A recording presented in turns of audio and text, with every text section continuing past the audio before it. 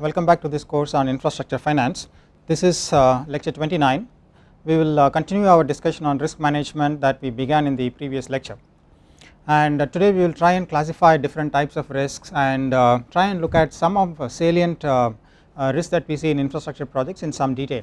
But before we do that, let us look at let us spend some time discussing the questions that we had in the previous lecture.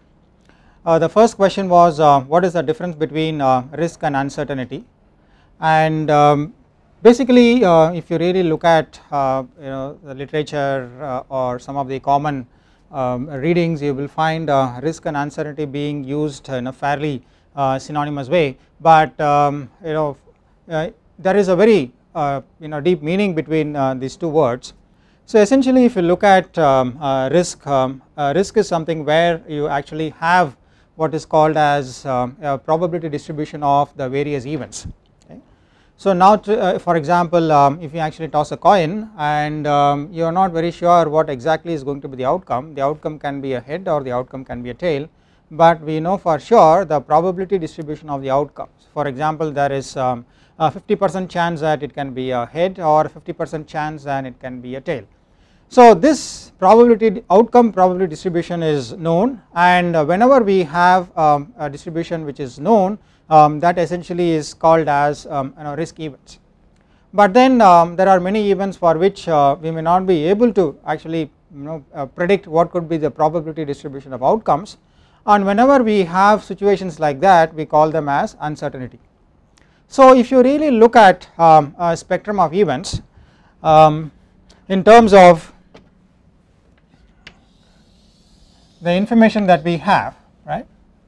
So on the one hand we have what is called as we have all the available information, and therefore we are very sure in terms of what is going to happen. So that is basically our certainty. So tomorrow it is going to be the morning and it is yet another day, the sun is going to rise in the east. So these are all events that we know for sure, so there is certainty in it. Okay. And now between certainty we have, let us say a spectrum where we actually called as risk, right. We do not know for sure what is going to happen, but we have a distribution, a probability distribution, which tells us the likelihood of a particular event happening. Okay.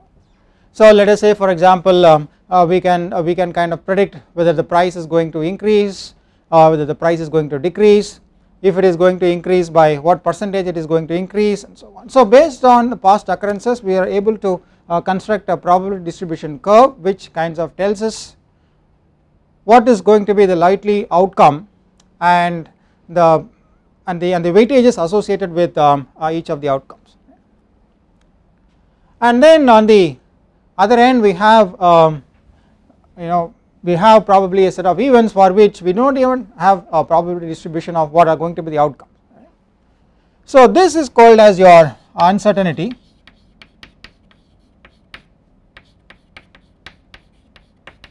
This is your uncertainty, and we are probably ignorant of what is going to be the outcome. So as we move from one end to the other, we are actually looking at a set of situations where we have lesser and lesser information, and obviously the crux is to see how much can we actually increase our domain of certainty, or how much can we actually increase our domain of risk and reduce the uncertainty part. So that is actually a crux. Okay. So in terms of common parlance, risk is called as your known unknowns. So risk is your known unknowns, and uncertainty is your unknown unknowns.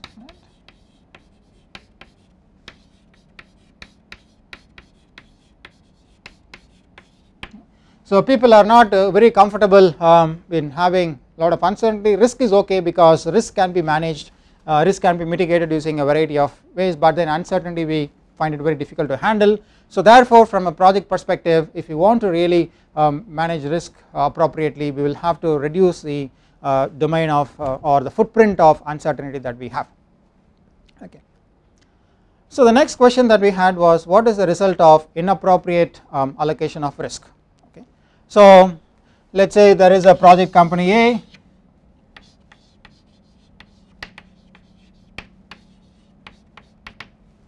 and then there are different counterparties, right. So there is B,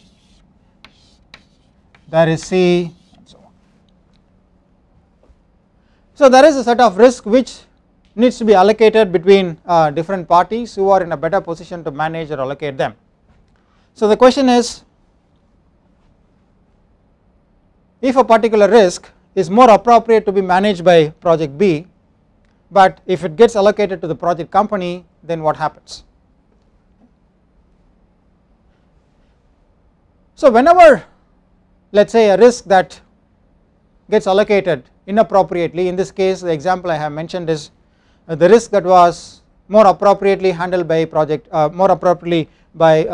party B, if it gets allocated to the project company, what is going to happen? So obviously the sponsors, because of the fact that they are going to then deal with a higher risk, they are going to expect a higher return. Okay. So when they actually expect a higher return, it gets manifested in several ways. For example, the price of the product might become higher, the risk of the project increases, or if the project company is not able to manage the risk appropriately throughout the project life cycle, the project might collapse, the project might stop functioning. Okay, so essentially it jeopardizes the whole project, it probably increases the financial risk as well because of the inappropriate allocation of risk. So therefore it is very important to allocate risks to those party that is most appropriate, that is most appropriately equipped to handle those risks. It may be tempting, for a person which actually having a lot of bargaining power, it may be tempting to actually offload as much of the risk as possible to another party. Now doing so can actually provide some short term gains, but in the long run it can actually be very harmful for the project because it actually affects the the project viability itself. The third question that we asked was to think through potential risks in the risk assessment framework that we discussed in the previous class, right. To think through potential risks that we can use to illustrate the different quadrants that we saw in the risk assessment framework, right. To recollect, what we did was we had a 2 by 2 risk assessment matrix.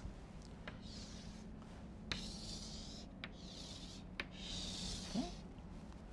On one axis we had the likelihood of the risk occurrence, likelihood of risk occurrence, and then on the other axis we had the economic impact if there is an occurrence, right. Economic impact if there is an occurrence. So this end is low and this end is high, similarly this end is low and this end is high. So we make a conceptual demarcation and we have 4 quadrants: low risk occurrence and low economic impact, low risk occurrence but high economic impact, high risk occurrence but low economic impact, and high risk occurrence but high economic impact. So we can think of examples just to help us to get a lot more clarity on how we actually use this risk assessment framework.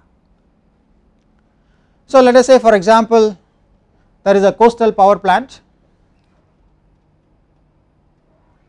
and obviously because the power plant is located in the coastal region, if there is a chance of, let us say, a naturally occurring event like tsunami, it is actually going to affect the plant.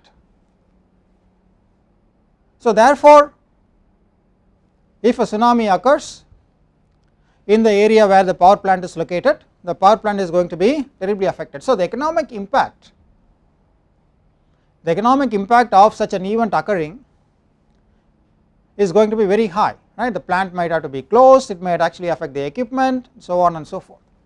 But what is the chance of the tsunami itself is occurring? Now it is very difficult to predict, but then if you go by the history, the chances of tsunami occurring is very rare. So therefore the likelihood of the risk occurrence is very low in this case, right. But if the risk occurs, the economic impact is going to be very high. So let us kind of fill this quadrant saying that, let us say, risk of a tsunami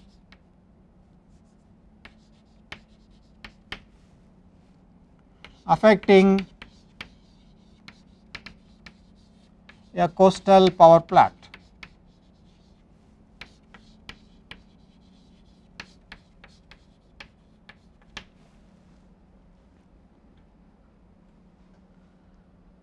So now let us look at another incident. So this power plant generates power and it actually has to supply the power to the distribution company, and this distribution company is a state owned entity, and as a state owned entity its finances are not managed properly, it does not pay its suppliers on time.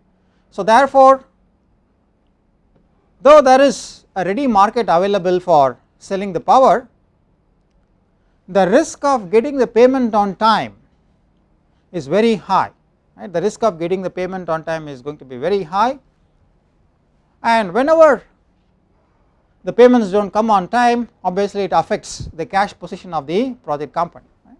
And when the cash position is affected, obviously it is going to find it very difficult to pay its suppliers like fuel and all of those. So the likelihood of the risk occurring, that is the likelihood of the distribution company not paying on time. So the risk is the payment delay risk, right. The likelihood of that occurring is very high because the SEB has never had a history of paying its suppliers on time. Now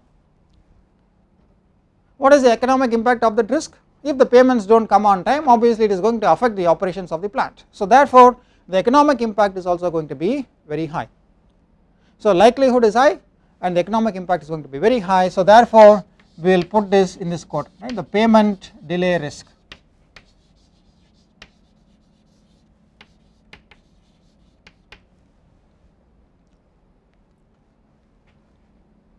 Now let us think of some examples in these two categories. Let us say for example, you have a lot of labor who are employed in the project, and if you consider the circumstance that there is going to be a lot of employment problems in the sense that there are no adequate employment opportunities in the society, then the people who are employed in the project are not going to leave the project unnecessarily and seek employment elsewhere, right. So the risk of labor leaving the project to actually go ahead and take employment elsewhere is very limited because there are no jobs available in the society, right. So the risk of people leaving is low. Now even if the people leave, because of the fact that there is surplus labor that is available, it is possible to easily hire labor to meet the shortfall, right. So it is possible to quickly hire the labor without any additional delays, right. So the economic impact is also going to be low. So therefore we can kind of classify risk of labor turnover as that of low likelihood of occurrence, and even if it occurs the economic impact is going to be lower because it can be quickly remediated.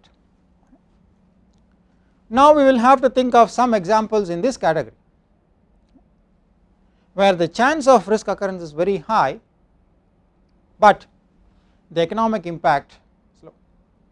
Let us say for example this is a plant that actually gets fuel from coal mines. So obviously the purity of the coal plays a very important role in terms of the operations of the plant. Now it is not possible, being a natural resource, it is not possible to guarantee in a very strong way what is going to be the purity or the quality levels of the fuel. So the risk of quality of fuel supply, I am not talking about the fuel supply itself, but talking about the quality of the fuel supply can be very high. But whenever we actually are getting fuel supply of a lower quality, there are adequate techniques that exist which can help us to improve the quality of fuel, right. So for example, there are several enrichment techniques that help us to improve the quality of fuel, which reduces economic impact that can happen because of the low fuel quality. So this is a risk that could probably be best positioned in this quadrant, right. Risk of fuel quality.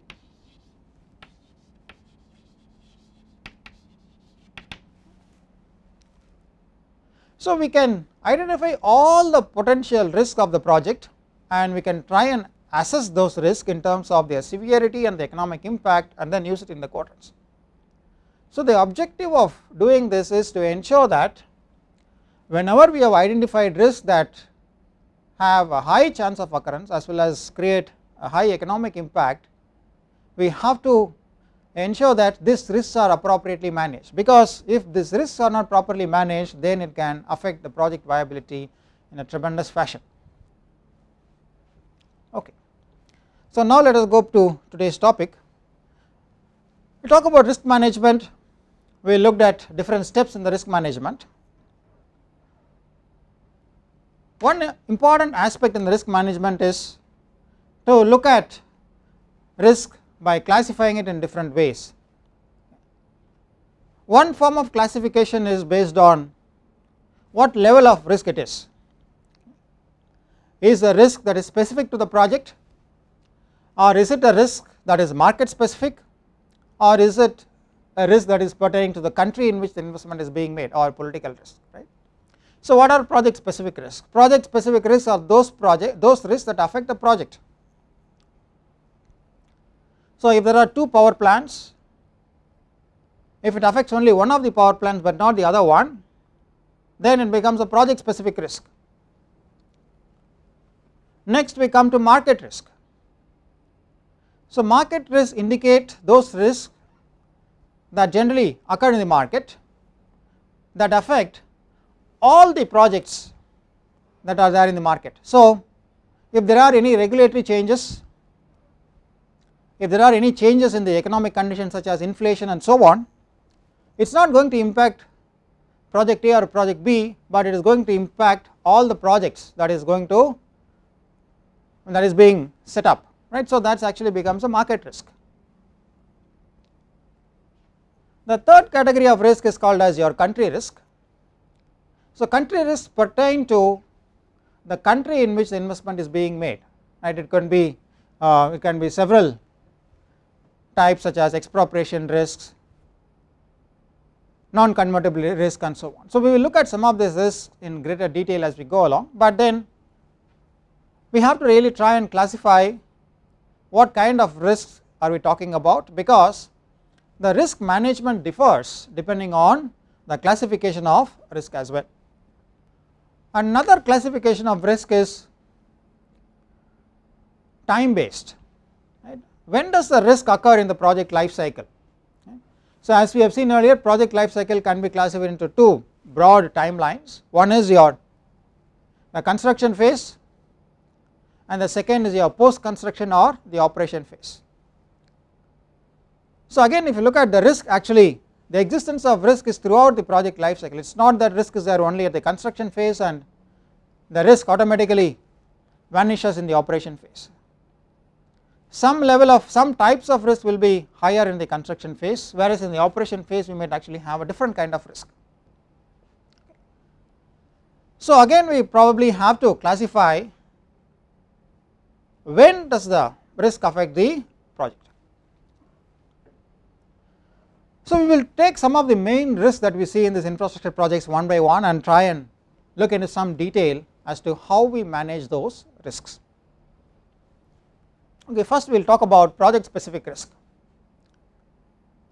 So when you talk about project specific risk, there are various risks that come to mind, but primarily we can think these 7 are important risk factors that needs to be addressed. The first is the construction risk. Construction risk is talking about, is the project is going to be constructed on time and on cost, and is it going to actually perform as per specifications after the construction is over. Then we talk about supply risk. Supply risk is about availability of fuel or availability of natural resources for the operations of the project. So if we are talking about a mining project, do we have adequate resources to recover the investment made in the project? If you are talking about a power project, are we going to get adequate supplies of coal to ensure uninterrupted operations of the plant? So this is your supply risk. So revenue risk talks about the risk in generating revenues for the project. Is there a market for the project? What is the price at which we can actually sell the product? Or the price level is going to be volatile? So all of this comprises what is called as your revenue risk. Then we talk about operational risk. Will you be able to operate the plant as per required specifications? Will the plant be able to perform as expected?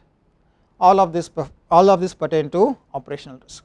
Then we have environmental risk. There are several clearances and permits that needs to be obtained. What is the risk of not able to get those permits? Or when the plant is being operated, what is the risk of plant not being able to adhere to the environmental regulations and rules? So that is your environmental risk. Then we have force majeure. Force majeure are generally what is called as acts of God. For example, there is war, there is political strife, there could be earthquakes, heavy rains and so on. These are all events that are beyond the control of the people involved in the project, right. So this is a force majeure event. So occurrence of such force majeure events impacts the project, so that is a risk. And then we have completion risk. Are we able to complete the project on time? What are the different factors that we need to ensure that the project becomes completed on time? So that is your completion risk. So there are different types of risks, but these are the key project specific risks that we have to be aware of, and we will have to mitigate them appropriately. So now let us try and look at them one by one. The first is your construction risk. So why is construction risk the first point that we are discussing? Because ultimately if you look at it, most infrastructure projects are construction projects. A lot of capital is needed for completing the construction activity, so that actually is the biggest risk factor as far as infrastructure projects are concerned. So we start with construction risk. So the first question is, how does it affect the project? So what is construction risk? The construction risk is the ability to construct project at a particular cost.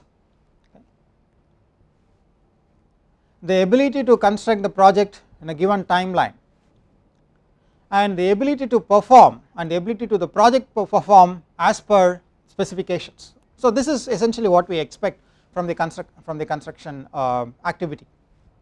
So what is the risk in this? The risk in this is there is an escalation in cost. We are not able to stick to the estimated budget. The risk is the project is not being able to complete on time, there is a delay. So whenever there is a delay or whenever the cost increases, it is actually going to affect the project. If there is a delay, it is going to affect because the revenues are going to get delayed, and when the revenues are going to get delayed, we are not able to service the lenders as well. So the lenders, servicing the lenders get delayed, right. So lenders get affected. And if the project cost increases, how are we going to finance the additional cost? Who is going to bear this additional cost? So that becomes an issue.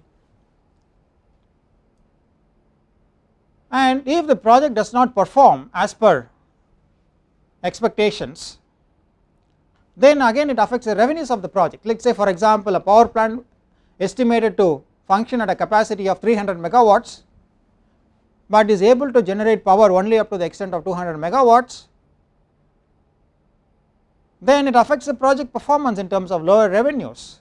When lower revenues means lower profits, and lower profit means it is going to affect the returns, right. So it affects the project in multiple ways. Primarily it affects the lenders because it can cause disruptions in the timely service of loans. It can also reduce the coverage ratios. So obviously lenders are very concerned about mitigating the construction risk that exists in the project. And when does it affect the project? So we talked about project being comprising of two distinct phases, one is your construction phase and then the operation phase. So in the construction phase the delay affects the construction phase. When the construction phase increases it affects and the project performance affects the operation phase. So if you look at construction risk, it impacts both the construction phase as well as the operation phase. If the plant is not able to perform as per specifications, the risk is felt only in the operation phase. If it takes more cost, if it takes more time, then it affects the construction phase. The question is, how do we actually mitigate the construction risk? What is the strategy whereby project companies are able to mitigate the construction risk? So the answer is have a construction contract. Okay. So what happens in a construction contract? So there is a project company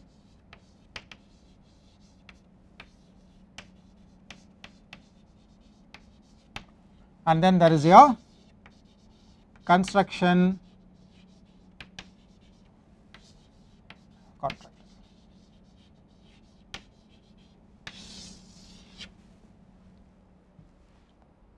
So right now the project company is exposed to construction risk. Now this risk can be mitigated if the project company can allocate this construction risk to a construction contractor, because the project company might not have the expertise to build very large construction projects. So therefore it will not be able to budget, it might not be able to manage the project properly, which can result in cost escalations, which can result in delays and so on and so forth. So this project company allocates the risk of construction to a construction contractor, right, by signing a contract,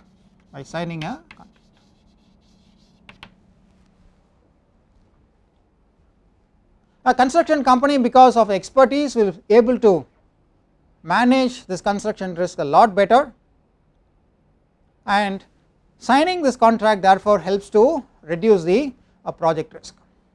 So when you talk about construction contract, what kind of contract it is? So general is, it is called as a EPC contract. EPC is engineering, procurement and a construction contract.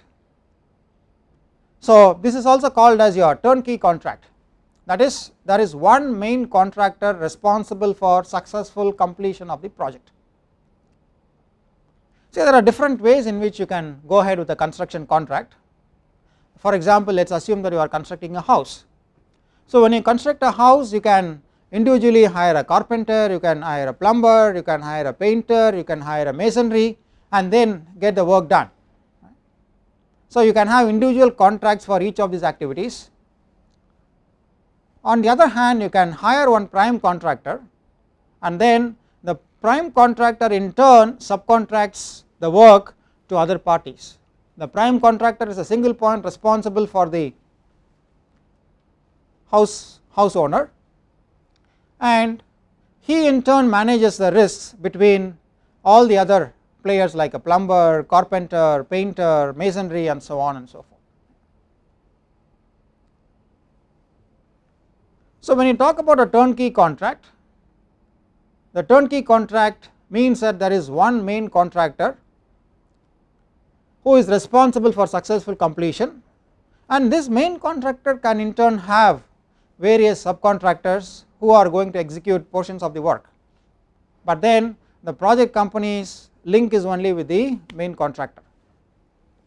Another advantage of having a turnkey contract is we ensure that different elements do not fall between the cracks. Say for example, if you actually have different contractors looking at each and every aspect of the project, there can always be an issue of playing the blame game. So for example, if you actually have a painter, the painter might say that, oh, the woodwork was not completed on time, thereby leading to delay, and the carpenter might say that, oh, the masonry was not completed on time and therefore I am not able to complete my installation on time. So there can be several cracks and work may fall between the cracks when you actually have multiple, but when you talk about a turnkey contract, we can avoid these kinds of situations. And in most cases, having a turnkey contract ensures that it is a fixed price contract, and when it is a fixed price contract, the lenders are more comfortable in terms of what is going to be the total project cost. If there is a variance in the project cost, that can create a lot of uncertainty for the lenders. So the lenders therefore prefer a fixed price contract such as a turnkey contract. So before we actually go ahead and hire a contractor, there are various qualification criteria that the contractors have to meet. For example, the contractors have to show evidence that they can actually build a project of this nature. They have to show both technical expertise, and they should also show that they have the financial strength to build a project of this nature. So we will be able to mitigate all the risk associated with the construction contract only if the contractor or the counterparty is able to absorb some of these risks. So if we actually give a contract for constructing a very large project to a very small contractor, then the contractor might not be able to absorb all the risk, simply because of the fact that he may not be able to do all the damages. He may not be in a position to incur the financial expenditure whenever there is a problem with the project. So this risk allocation will be proper only if the selection of the contractor is proper. Right? If the contractor is in a position to absorb the risk that we have identified, otherwise the risk allocation will not be appropriate. So as we have seen earlier, the EPC or the turnkey contract should be a fixed price contract to reduce the uncertainty of price, and the contract should clearly state that the completion must occur within a fixed period. Right? That is the way we are trying to mitigate the construction risk. We are mitigating the price risk, we are mitigating the completion or the time of completion risk. So whenever we are trying to sign such a contract, there is always going to be a negotiation, the negotiation between the owner, which is the project company, as well as the contractor, and many instances the negotiation is on what do we classify as force majeure events, that is, occurrence of these events absolves the contractor from completing the project on time. So for example, if there is an earthquake, if there are floods, occurrence of such events lead to delays, and whenever such delays occur, the contractor is absolved because these are force majeure events and he does not have any say in or any control over these events. Right? So we have to ensure that the force majeure events listed in a contract are limited and well defined.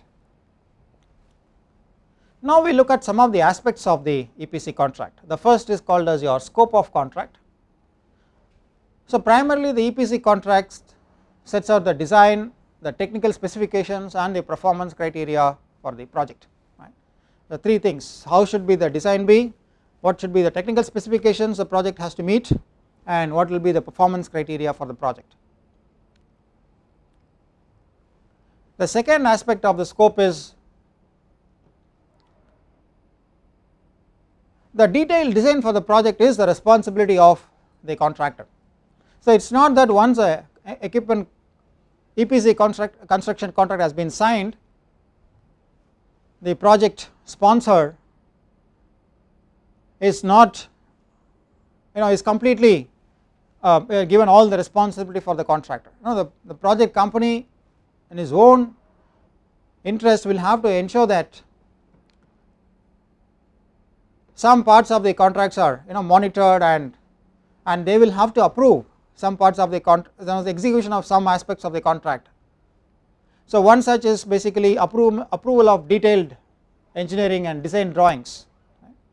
Even though the drawings are prepared by the contractor, and it is the responsibility of the contractor to prepare these drawings and design has to be approved by the project company in the interest of the project before it can proceed for construction. So similarly, if you look at the project, the chosen EPC contractor can have several subcontractors. So for example, you can have the construction contractor can have a subcontractor A for equipment. It can actually have a subcontractor B for materials and supplies. It can actually have a subcontractor C for design and engineering, right. So it can have various subcontractors, and it is in the interest of the project company to ensure that the subcontractors are approved before they can be engaged by the EPC contractor, because ultimately the quality of the project also depends on the quality of subcontractors that are engaged.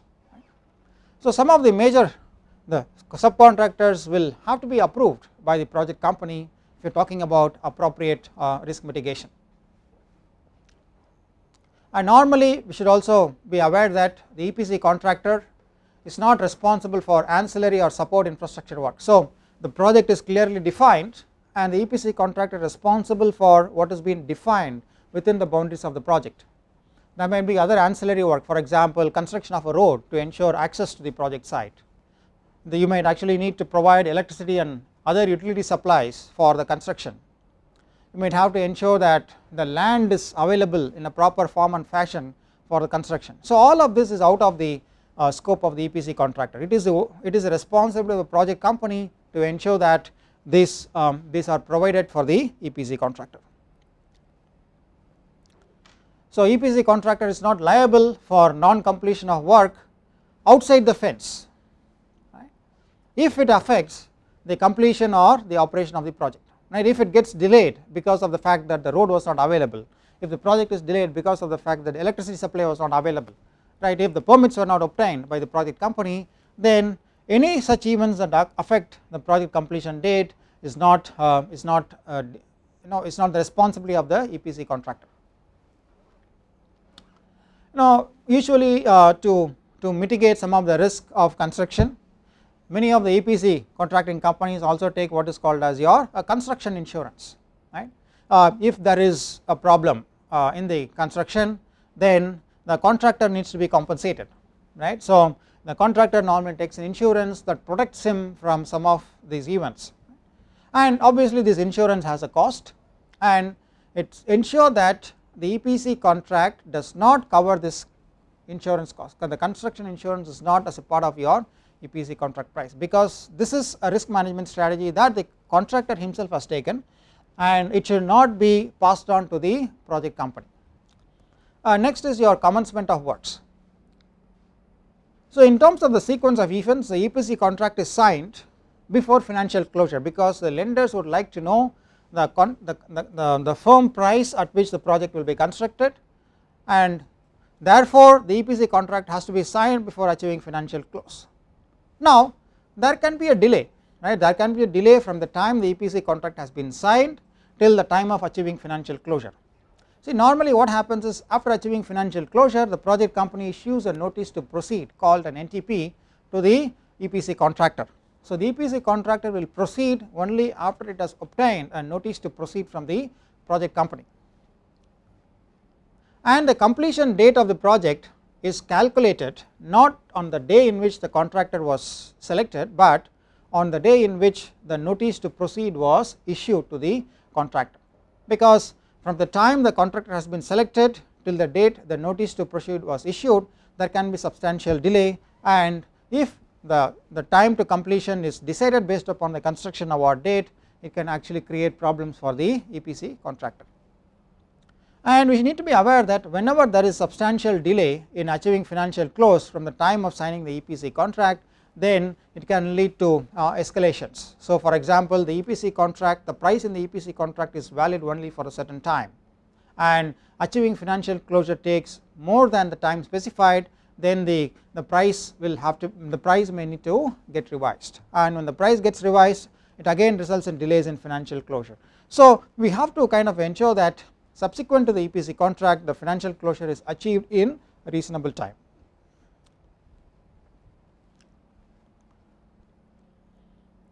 So whenever there is a delay, the sponsors may request the EPC contractors to begin work under the guarantee of the sponsors, right, under the guarantee of the sponsors, assuming that financial closure will be achieved very soon, because as far as the EPC contractors is concerned, they basically get the comfort that they will get the payment for the works done only if there is a financial close. If there is no financial close, who is going to pay the EPC contractor? Where is the source of finance coming from? So unless until they are sure about the source of money, the source of payment to them, they are not going to begin the work. So therefore, if the work has to proceed before financial closure, the sponsors will have to guarantee that they will make good the payment for the EPC contractor till the time the financial closure is achieved. So there is something called as the owner's risk, right? Though you actually allocate most of the risk of construction to the EPC contractor, there is some part of it which rests on the owners, and this has to be borne by the owners, because it cannot be allocated to the EPC contractor. So some of the risks are availability of the project site. The project site should be given to the EPC contractor so that they can begin construction. If there is a delay, then it is going to affect the completion date. Ensuring access to the site, right? There should be a way in which the EPC contractors can access the site. That could be roads, there should be uninterrupted access, so on. And construction and other permits would have to be obtained by the project company, because you need to have government approvals before you can actually begin construction. For example, if it is a conversion of, let us say, a farmland to industrial land, it again needs some approval. If there are some clearances needed from the environment ministry, then you need to actually obtain some approval. So all these permits and approvals need to be obtained by the project company before the construction can begin. And when the construction begins, obviously you need access to electricity, you need to have access to water supply, you need to have access to so many other facilities. So you need access to telecom facilities, communication facilities. So all of these facilities needs to be provided at the project site for the construction to happen. Sometimes you also need to provide access to some other third party supplies. For example, you need to provide access to fuel. You may need to bring in diesel to the project site. You may need to bring in some other resources to the project site for construction. So all this access is needed, and this is the responsibility of the owners to ensure that these are made available to the project site. Next is the price of the contract. At what price is the EPC contract signed? So for example, if you look at it, the entire contract price is not made at one go. Okay, the payment in contract is made in many stages. For example, there will be initial deposit made to the EPC contractor. So that it can be about 10%, it can be a 20% of the total contract value, and the remaining is paid on pre-agreed milestones. So for example, if certain amount of work is completed, then the next tranche of payment is made, and so on. So the payment is made in stages, so the entire outflow is not incurred upfront, and this also ensures that the contractor is incentivized enough to continue to perform the job in an effective way. Otherwise, if all the payment is made upfront, then he may not actually have enough of an incentive to continue to work after having received the payment. And how are the payments made? The payments are made directly by the lender, in most cases to the EPC contractor, right? So most of the capital is by borrowing. So instead of the lender giving money to the project company and the project company in turn dispersing it to the lenders, most of the payments are directly made from the lender's bank account to the EPC contractor's bank account.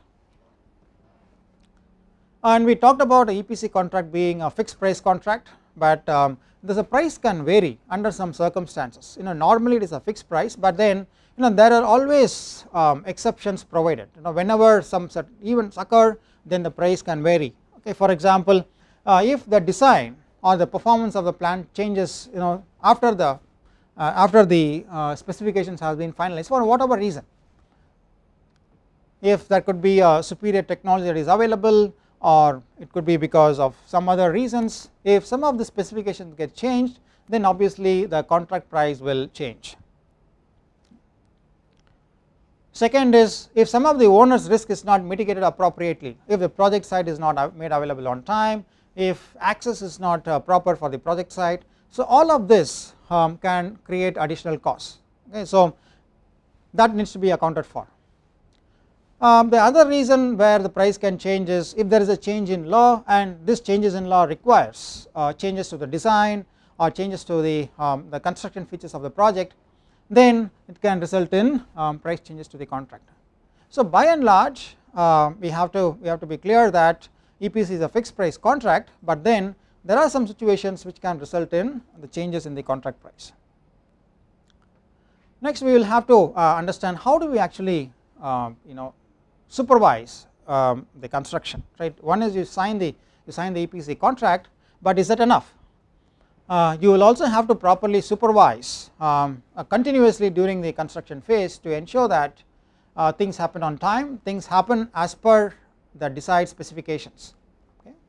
So it is in the interest of the project company to supervise the construction process and ensure that it is built as per specifications. So how is it done? So normally the project company hires an engineering firm which is called as an owner's engineer, and the owner's engineer's responsibility is to draw project specifications, and it assists in calling for bids for the EPC contract, and it negotiates the EPC contract, and more importantly, having been involved in the process of selecting the contract, they are also supervising the contractor's work. And whenever a certain milestone has been reached, then the owner's engineers have the responsibility of certifying the payment claims, right? The payment claims is submitted by the EPC contractor to the owner's engineer, and the owner's engineer certifies and validates that yes, the job has been completed, and then releases it for payment. And once the owner's engineer certifies the payment, then it is also certified by the lender's engineer. Lenders have their own engineer who is going to look at the progress of the project, so they actually also certify before the payment is being released by the lenders. In many cases, the EPC contract allows the feature of having an independent checker, right? An independent engineer who is not an owner's engineer, who knows an lender's engineer, but somebody independent who checks the progress of the project and certifies some of the claims of payment to the lender. What is the security for the EPC contract? There are various types of security to ensure that the EPC contractor sticks to the clauses. There is a retainage or retention bond where 5 to 10% of the contract value or 5 to 10% of the payment is retained by the project company, and then there is a performance bond which is around 15% of the contract value for general performance. So if the project does not perform in general, then the bond value is utilized to ensure that the performance is corrected. And then there is an advance payment guarantee. An advance payment guarantee is to ensure that after receiving the advance, the initial payment received from the project company, the contractor does not run away from the job. So they actually give a guarantee which ensures that for any job that is not paid, for any job that is not done, then the remaining portion of the advance payment is given back to the project company. So this is your advance payment guarantee. In addition to that, the EPC contractor will also have to give warranties to ensure that the project will perform as per specifications. For example, if there is a road project, the road condition will look good for 5 years or 10 years or whatever the agreed period. Right? So if the project if the project fails to meet the specifications during the operation phase, and there is a warranty given by the EPC contractor to ensure that the costs incurred for maintenance are taken care of.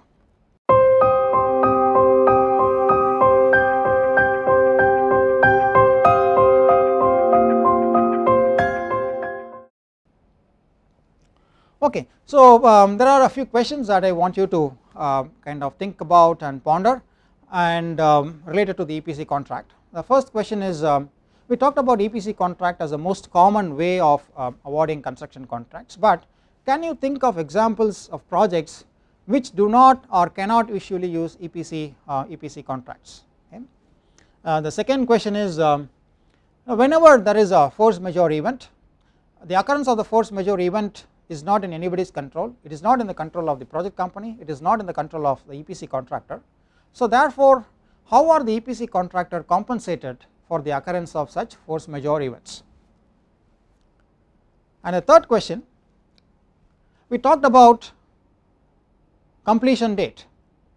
So on what basis will the project be accepted by the project company as complete, right? What signifies as a project being complete, and what are the events that surround this acceptance of the project as being completed? Okay, so we will talk about these questions in the next class.